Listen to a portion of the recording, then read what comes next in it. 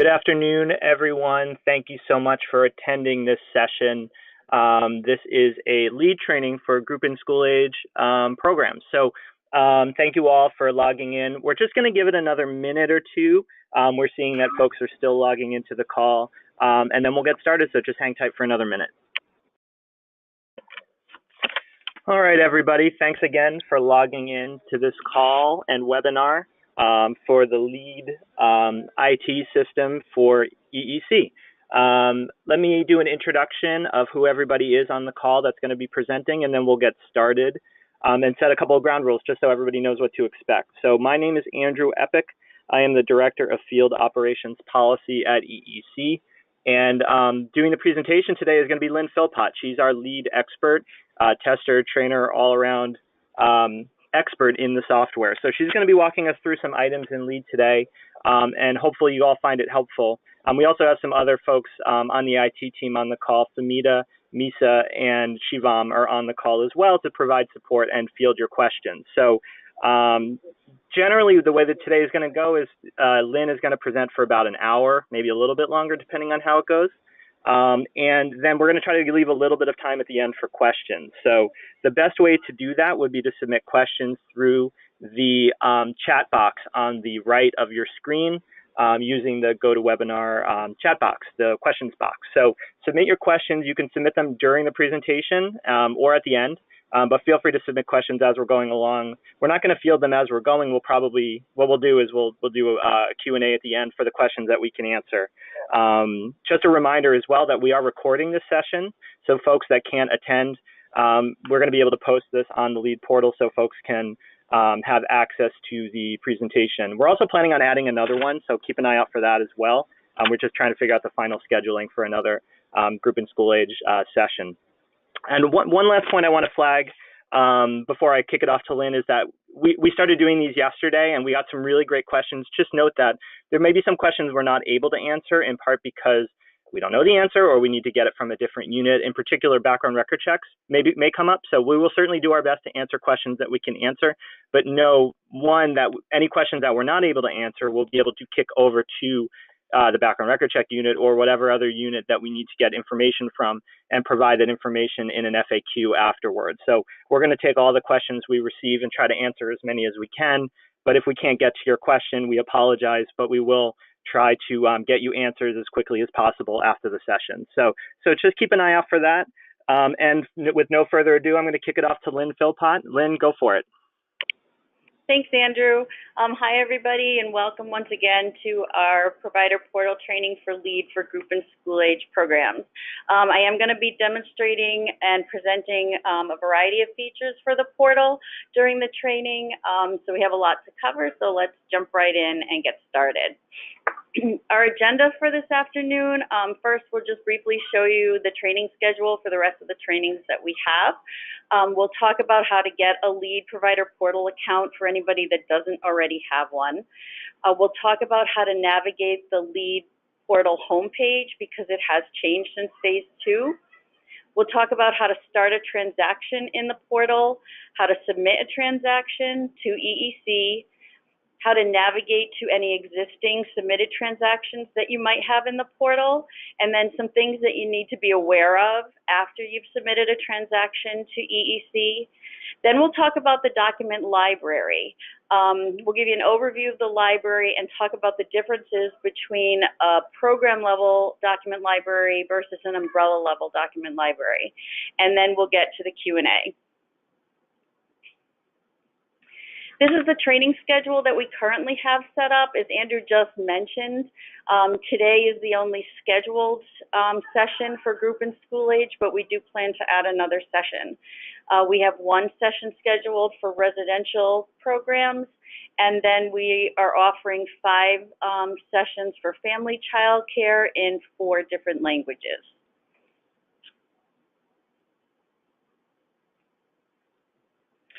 Okay, so the best way to actually learn about LEAD is for us to do a walkthrough of the system. So most of our presentation today will be actually in a live LEAD environment. So first of all, how do you get a LEAD portal account? So for group and school age programs, the way for you to get a portal account for you, or if you have a new person that you want to give access to, is you would need to contact your program licensor. Your licensors are the ones that know your program, and they can verify that the person making the request should have access to the portal. So they're the ones that you need to contact. Your licensor will grant access to the portal to you or the person you're making the request for. Your username will be your email address that you provide to us, and then you will receive an email with a link to set up your password in the system. So just really quickly, this is what the email will look like when you get invited into the portal. It will contain your username, which, as I just mentioned, is your email address. And then there's this really long link that you just click on to set up your password. When you click on it, it'll take you to a page, you choose a password, and you're good to go. This link is only good once, so just keep in mind that you don't reuse this link to get back into the portal. We'll talk about how to log back into the portal in a little bit.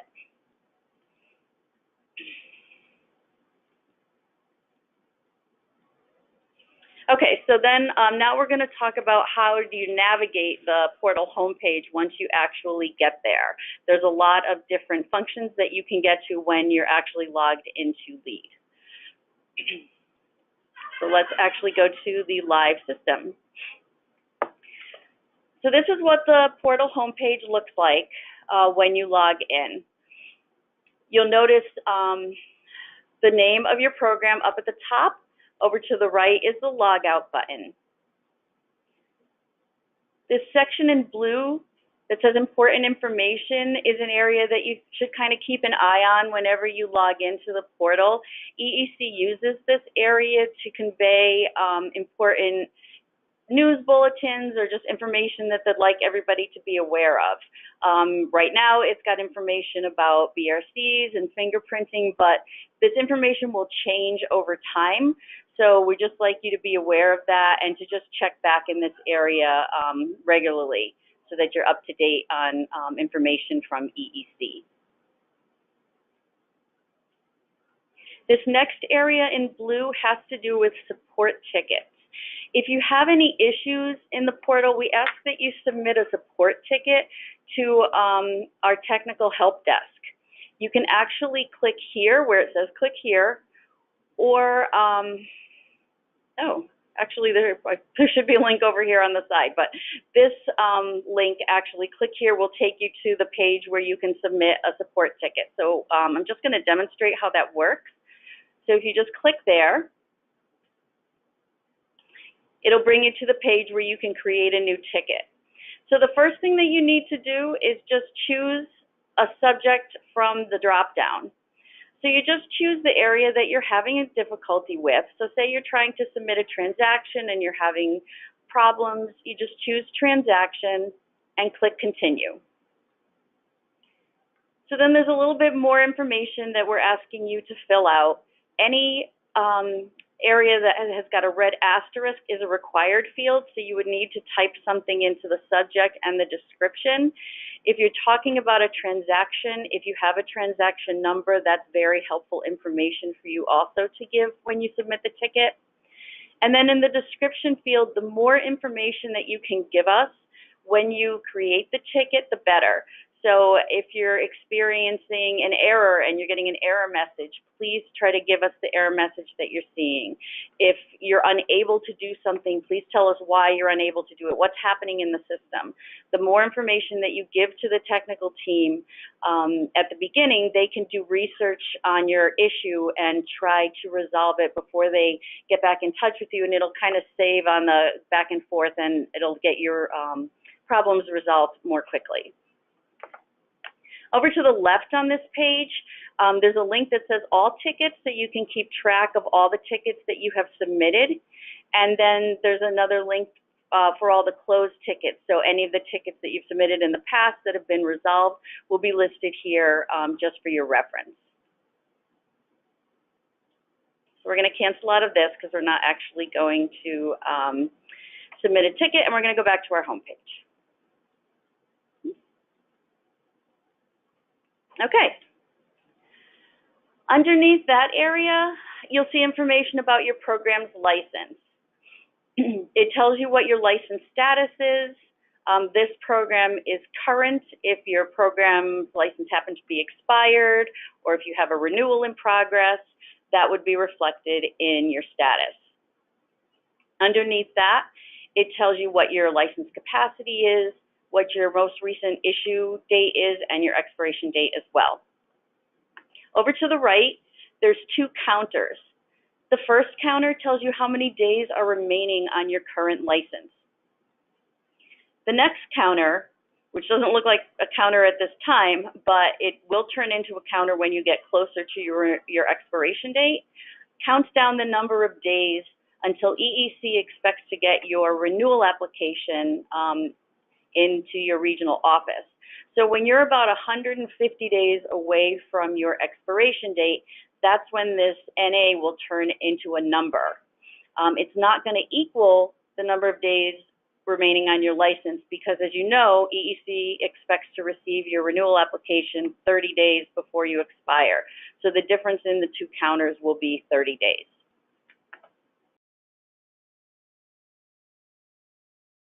List of all your transactions, and we will talk about that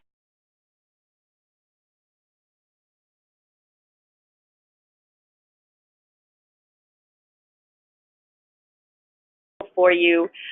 Things like a link to our website, a link to QRIS information, links to TQ and PQ, just to kind of save you from having to look those up. If you don't have them bookmarked in your browser, you can find those helpful links here. On the left-hand side, there's a link to the program information page, which is what used to be have all of this information on it in phase 2. It's just presented in a different way. And there's also access to your visit reports and your investigations on that page as well. There's a link to fill non-compliances for visits and investigations. That link also exists on the program information page. There's a link to your document library, which we will talk about towards the end of the presentation. And then there's a link to start a new transaction. So what exactly is a transaction? A transaction is basically anything that you need to convey to EEC that used to be an application. So a renewal application is now called a renewal transaction, or any information like a designation of administrative authority form. So if you're going to make a change in your administrative authority, that's now a transaction. If you're going to be moving your program, it's now a transaction instead of an application. So let's click on the new transaction link, and let's see what comes up. So when you click that, you'll see all of them at this time. So what does at this time mean? It means that this list of transactions that you're seeing changes depending on what's going on with your program right now. So for instance, if you are not anywhere near your expiration date, you are not going to be seeing the renewal transaction available to you because it's too early for you to submit a renewal transaction. Once you get closer to renewal and you click new transaction, that's when you'll see the renewal transaction become available to you. Also, if you came to this page and clicked, for instance, apply for a license change transaction, and you started it and either didn't complete it or you already submitted it to EEC but it hasn't been all the way processed yet, you will not see this anymore. EEC and LEAD prevent you from starting the same transaction again if it's already in process. So that's why this list of transactions may look different to you each time that you come to this page. So if we click the home button, we're going to go back to our home page. The other thing to keep in mind about transactions is that when you start them, you don't have to finish them all at once. You can log into your portal, start a transaction, and as long as you save your work, you can close it out and go back and finish it later. So something like a renewal transaction that will take you a little while to fill out and finish, you may not be able to finish it all in one sitting. So how do I get back to something that I started but haven't quite sent to EEC. That's where this My Licensing Transactions area on your page will come in. There's 4 different tabs here that will have a record of your licensing transactions depending on how far you've gotten in having your transactions processed. The first tab is called the Draft Unsubmitted tab. So if you started to fill out a transaction but haven't sent it to EEC, this is where you're going to find that transaction so you can go back in and finish filling it out and sending it to EEC. If you have more than one transaction here, they'll all be listed out, and you can tell what kind of transaction it is right here under type of transaction. So we were working on a GSA renewal transaction earlier, so now I know that this is the right transaction because it tells me so.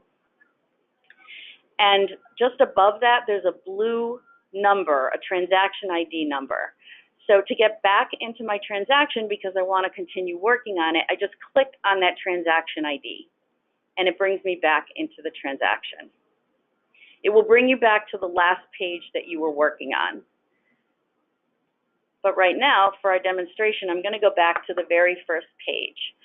So I did pre-fill out this application just to save us some time during the presentation. But if I were starting this new, I would bring up my transaction and I would start at the instructions page. Every transaction in LEAD starts with an instructions page. Some of them are short, some of them are quite lengthy, like the one for renewal. The instructions page will let you know everything that you're going to need before you can submit your application to EEC. It may talk about the fee that you're going to need to submit. It will talk about documentation that you're going to need to upload. So we really recommend that you read through this completely before you get started filling out your transaction, just so you know what sorts of things you're going to need in order to be able to submit your transaction. Once you've done that, just click on the next button and you can start to fill out the information.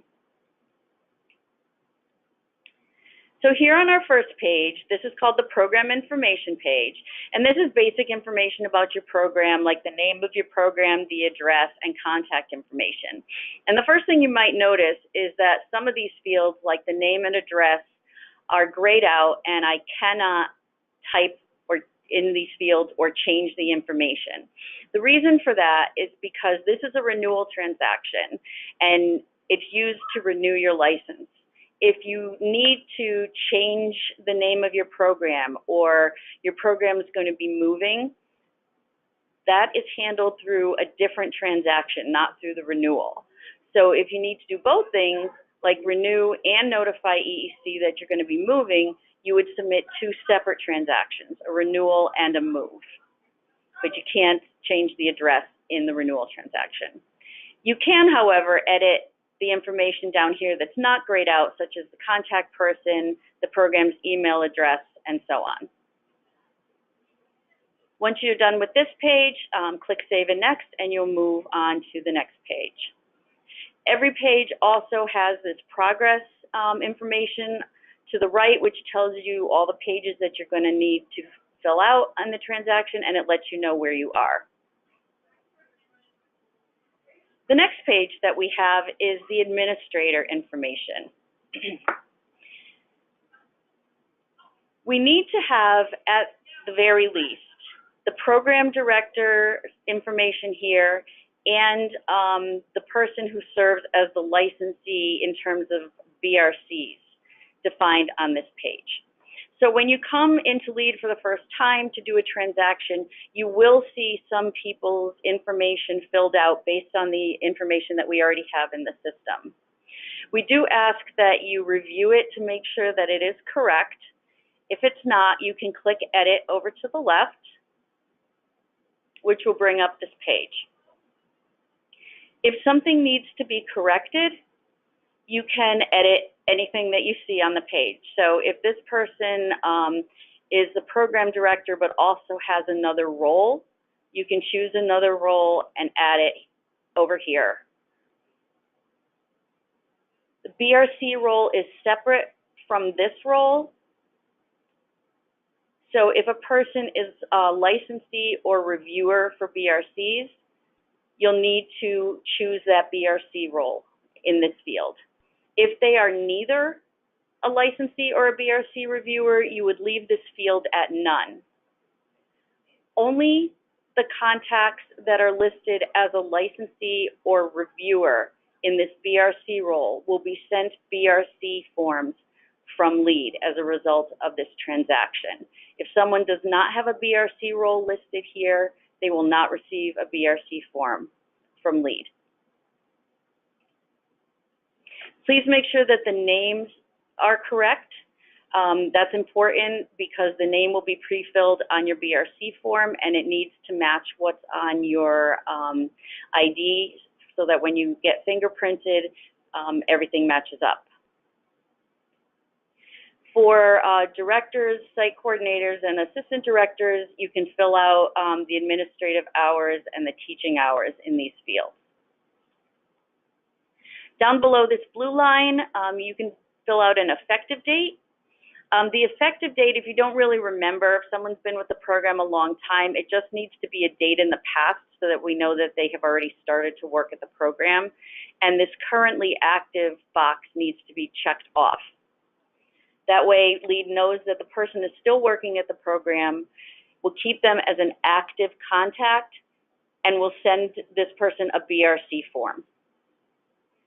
If you find a person in your list of contacts who is no longer working at your program, you would come down to this area and uncheck the currently active box. When I do that, you notice that this term date box shows up on the right. The term date is the date that the person no longer worked at your program. So if they stopped working at your program on October 31st, you would fill out that date and you would keep this currently active box unchecked.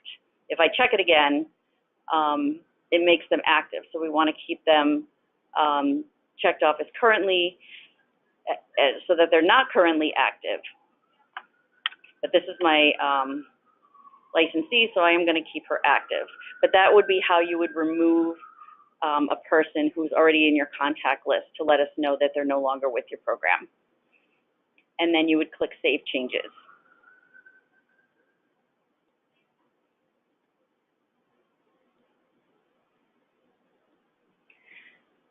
Okay, the next page is the designation of administrative responsibility. This is the same form as the designation of administration form that you used to have on paper. If anybody has submitted this form or a renewal form before, this has changed. Previous to this recent change, anyone that you wanted to list as a responsible person here had to be listed on the previous page that we were just on as a contact. That is no longer true. So these people that you're listing here do not have to be listed on the last page as a contact. Previous to this recent change, you would choose the responsible people from a drop-down list. That has also changed. These are just text boxes now, and you can type in the people's names that you need to add here. You'll also notice that now you're able to add more than one person's name if you have people sharing responsibility for one area.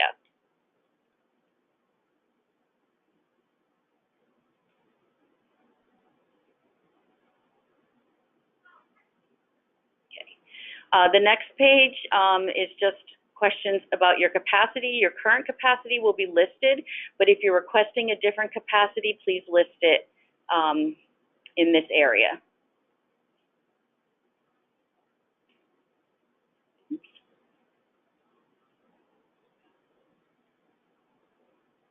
Okay, this page is about the operation of your program. So you would choose full year or school year. If you provide full day program, you would say yes. When I said no, there was no other information for me to fill out, but if I say yes, then these other areas appear for me to fill out, and you would need to tell us the days of that your program is open and the times of operation.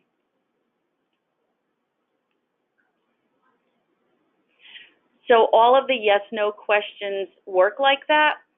Whenever you say no, there's no other information, but if you say yes, LEAD is going to ask you to provide more information about your answer.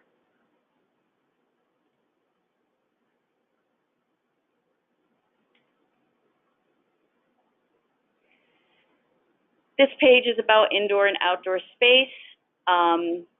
I'm sure you're familiar with these questions. It also will ask you dates of certain inspections, where your drinking water comes from, whether it's from a well or town water,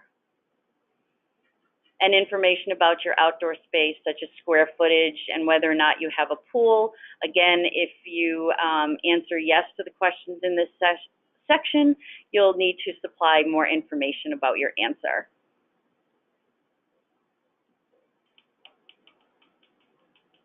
Okay, so we're almost at the end. This is the attachments page, but for group and school age, you would not upload attachments here.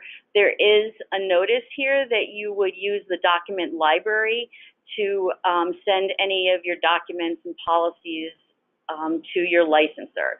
So there's actually nothing for you to do on this attachments page, so we would just click next.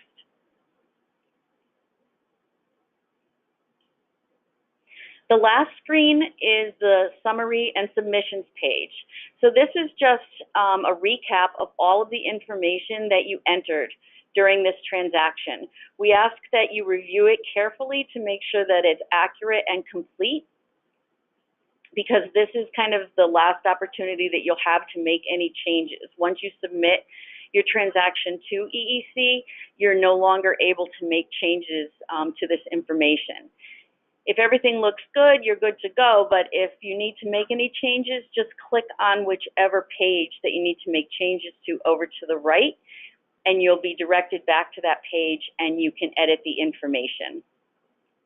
But if everything's all set, just scroll all the way down to the bottom of the page to the terms and conditions area.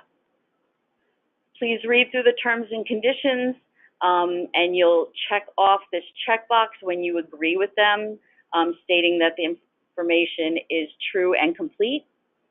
And when you're ready to send this to EEC, click the blue box that says, I agree, submit.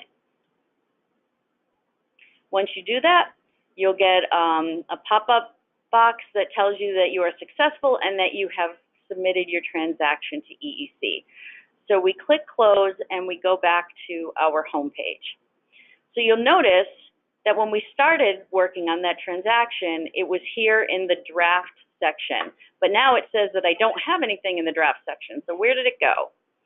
It actually moved to the next tab, which is in progress submitted. So what does that mean exactly? Well, I submitted my transaction to EEC, but now what?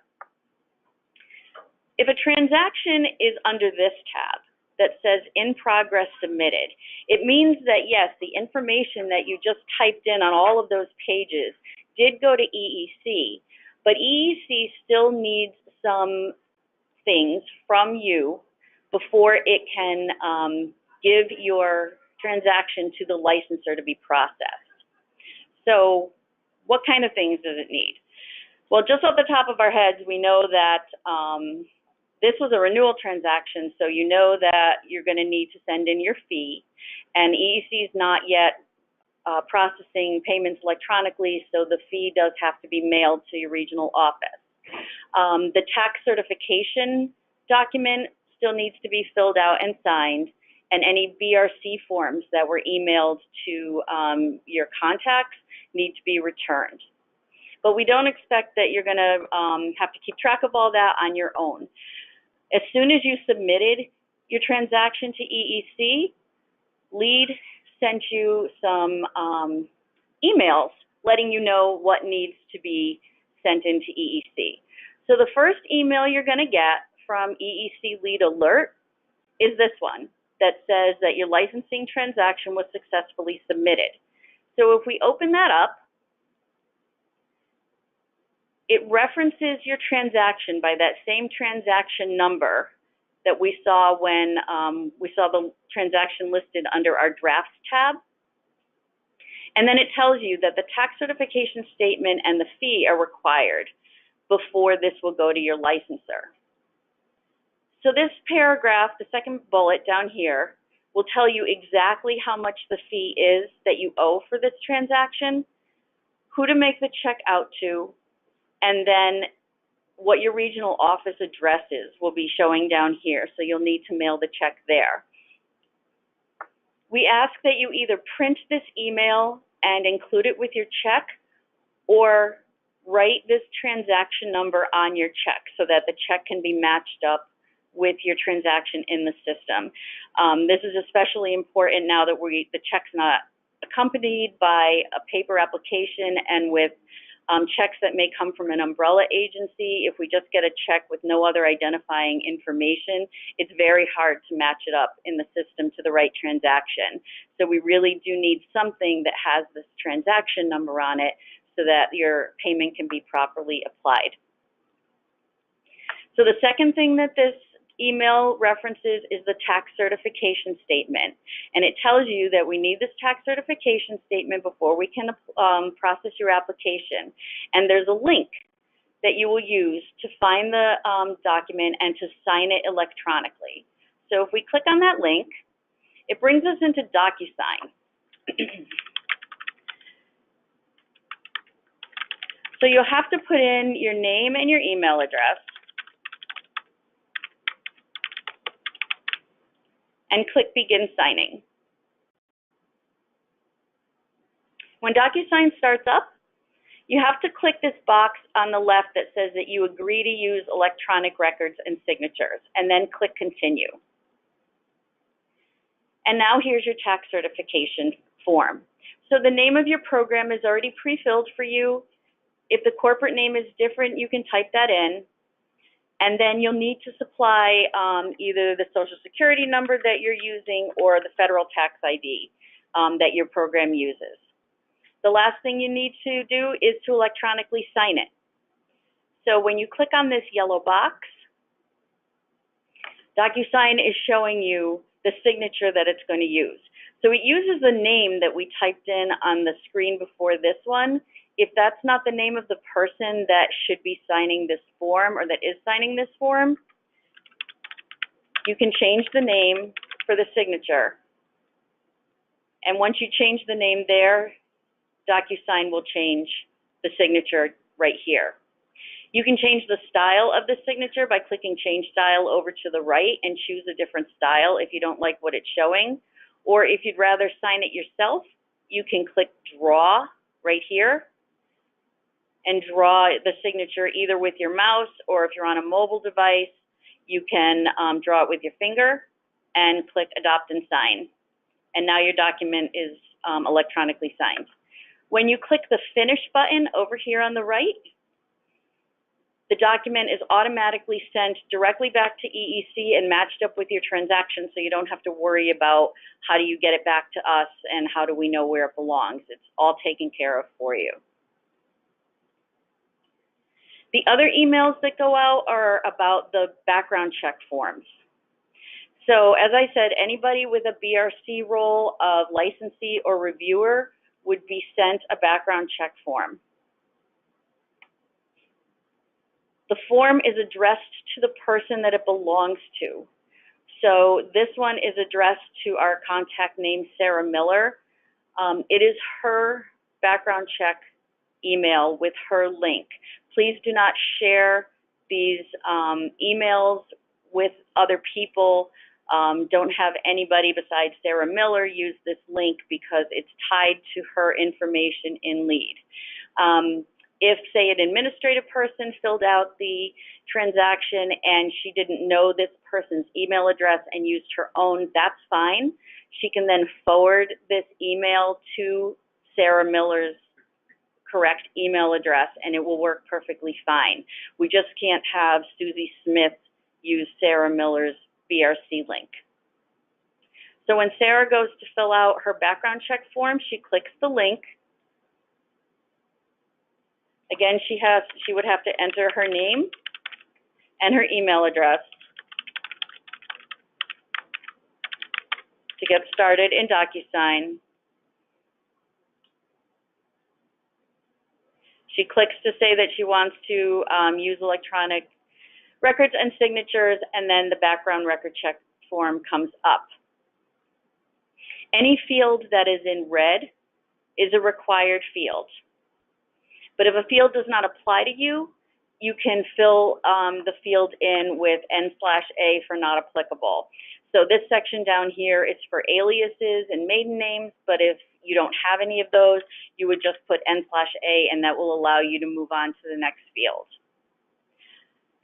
Also, right here is the field where you would enter the last 6 digits of your Social Security number, and it is critical that we get the last 6 digits. But if you have someone who does not have a Social Security number, they can check this box over to the right that they don't have one, and when they check that off, you'll notice that the Social Security number field is no longer red. So it's not a required field anymore, and they can move on to the next field to complete this form.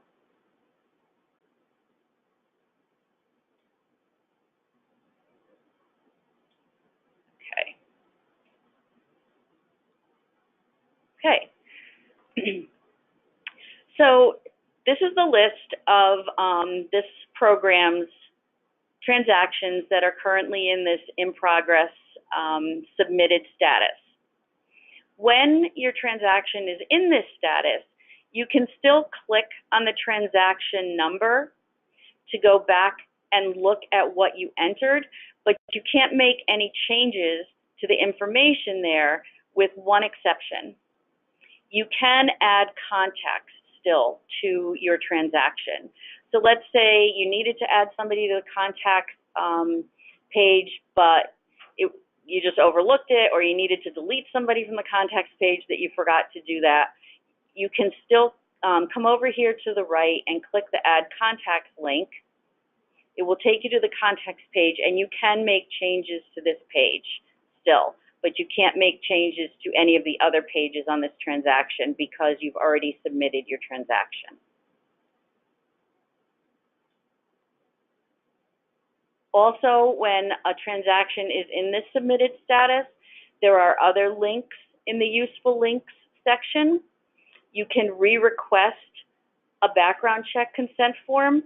So if somebody didn't get their email or they deleted it by mistake, if you click that link, it will show you the people for this transaction that should have gotten a BRC form. In our case, we only have one.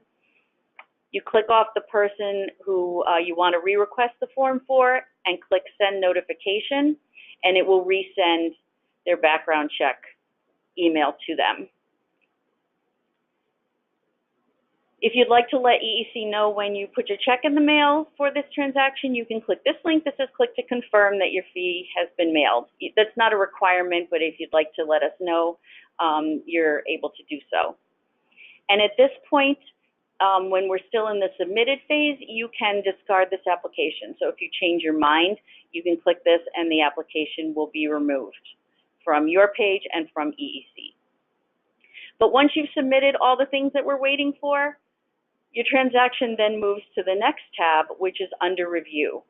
When your transaction is in this status, it means that the licensor now has your transaction and is working on it. You can still add contacts at this point, and you can still click on this transaction number to go in and look at your transaction, but you can't make any changes beyond adding contacts. And then once your transaction is completed, EEC has done all their processing, and if a new license was required, the license has been generated. It will move to this last tab, which is processed and closed. Again, you can still click on the transaction ID, so you can always have a copy of your transaction for reference, but there are no changes allowed at this point.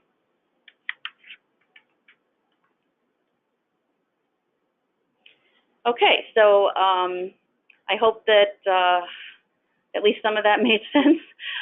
But we have another whole area of the portal to cover, which would be the document library. So let's jump right in for that. So the document library, in case you missed it, is accessed from your home page.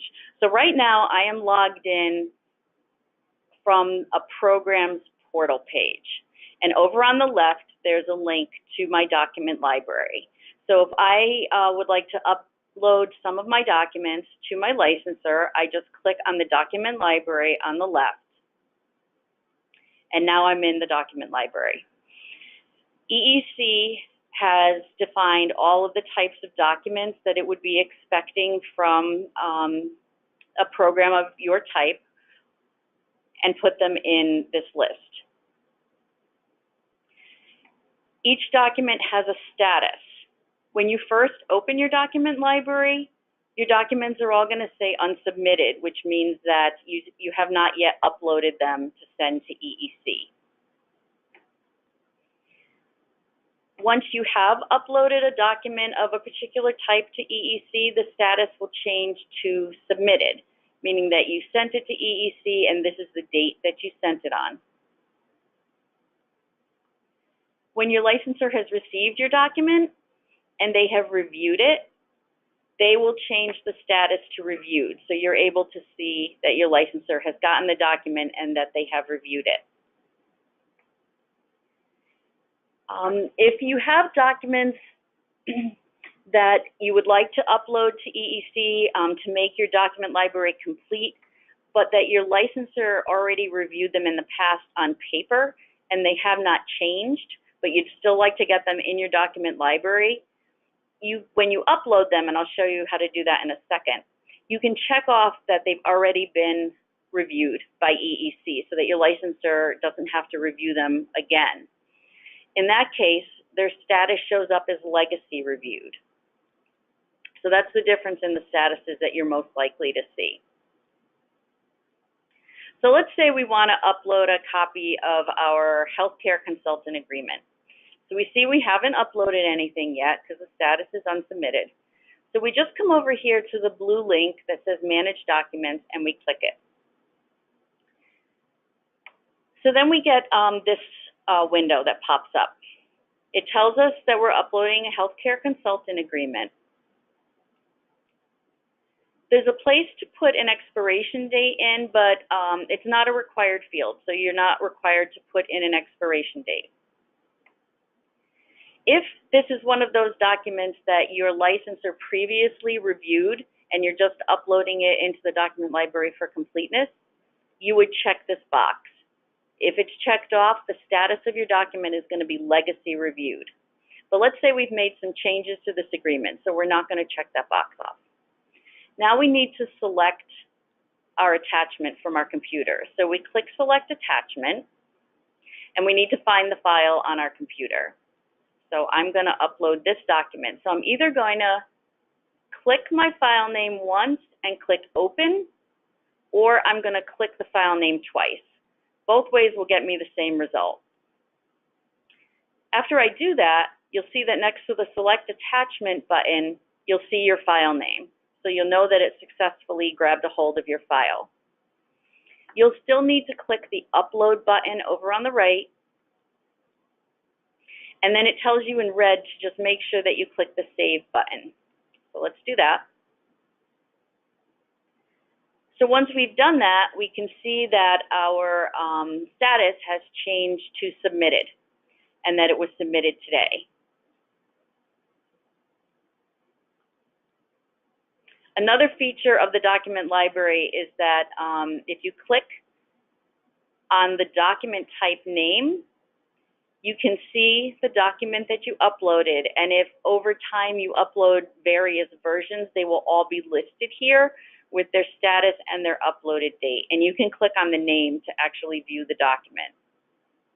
You also have the option from this page to email your licensor directly, and the email at this point should be just about this document, and the email conversation will be tracked right in the document library. So if you're having a little bit of a conversation about the document, this particular document, it's all easily found right within the document library.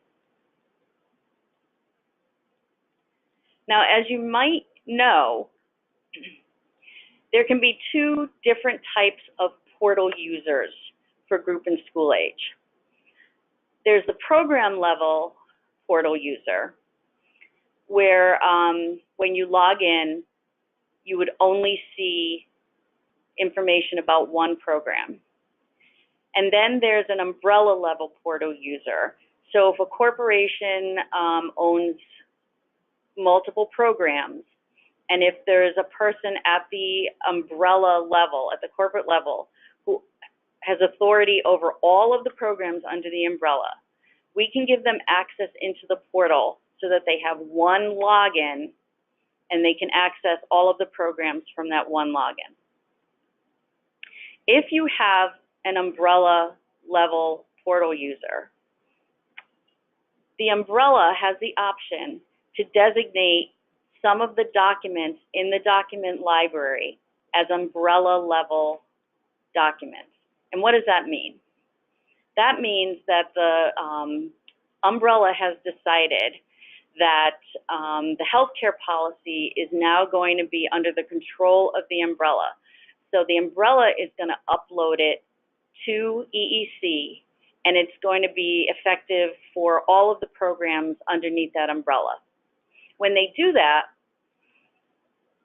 it will populate to the individual program document libraries, and the programs, when they go into their document libraries, can see the document and they can read it, but they cannot upload their own version of that document into the document library. So if we go to an umbrella level user, this is what an umbrella level user's portal homepage looks like. My umbrella only has one program, but if he had more, they would be listed here. If we look at the umbrella document library right now, it's empty because all of the documents right now are defined at the program level. But if you are an umbrella level user and you want to define some of your documents at the umbrella level, this is how you do it. You would go to one of your programs, to their homepage, and go into a programs document library.